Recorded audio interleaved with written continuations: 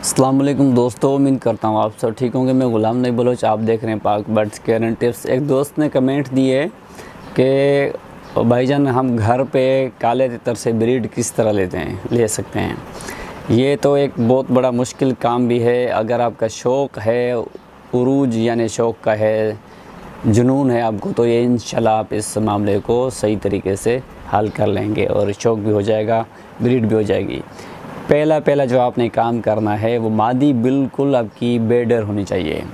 मादी अगर आपकी डरबाज होगी तो ये आपका काम नहीं होगा।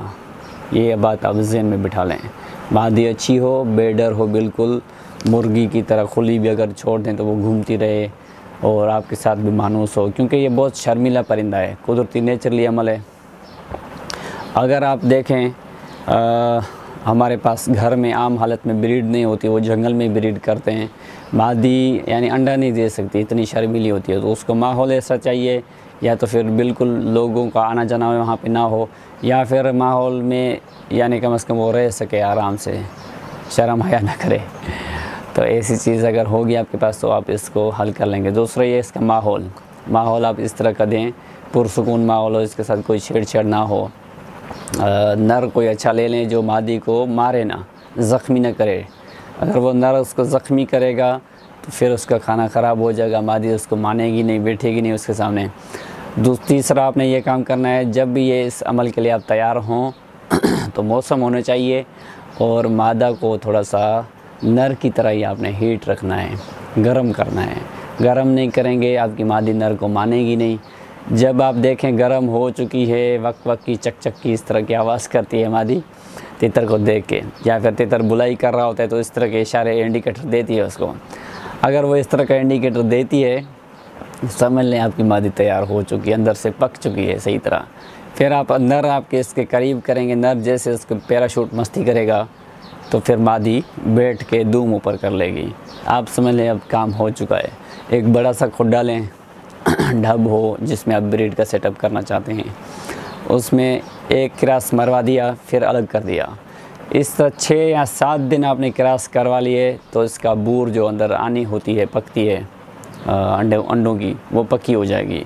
इसका जो बीज लग जाएगा यानी एक फसल तैयार हो जाएगी, तो फिर ये इंशाल्लाह आपका बहुत अच्छा काम हो जाएगा। और फिर पुरसुकून माहौल देना है मादी को और नर को अलग कर देना है।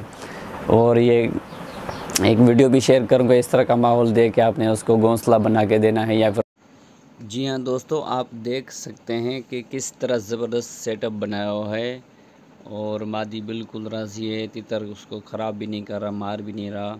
और यहाँ पे इस वीडियो में आप देख सकते हैं कि मादी किस तरह अंडा निकाल रही है। ये गर्म है और बिल्कुल बेडर है मादी। ये बेडर होने का सबब है, ये किस तरह आराम से इसी हिसाब से यहाँ पे अंडा दे चुकी है। और आप देखें इस तरह का माहौल बनाएंगे, देंगे सेटअप इसको, तो इंशाल्लाह बहुत अच्छा काम चलेगा। लोग बड़ा अच्छा कारोबार कर रहे हैं आजकल सिंध में भी, और लाखों रुपए पैसे कमा रहे हैं।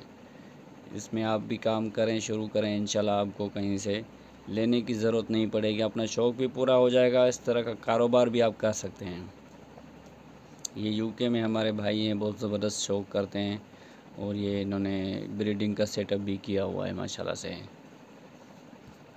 इस तरह का माहौल दे के आपने उसको घोंसला बना के देना है, या फिर वो खुद भी बना लेगी अगर ज़्यादा मानूस होगी आपके साथ तो फिर ये अंडे देगी। और फिर आपने नर को अलग कर देना है।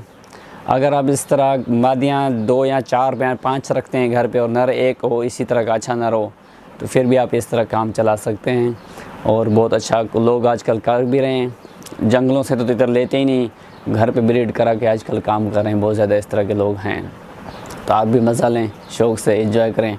वीडियो अच्छी लगी हो तो लाइक करें, कमेंट्स करें, सब्सक्राइब करें। चैनल भी अगर आप नए हैं तो मिलते हैं आपके साथ अगली वीडियो में, तब तक के लिए अल्लाह हाफ़िज़।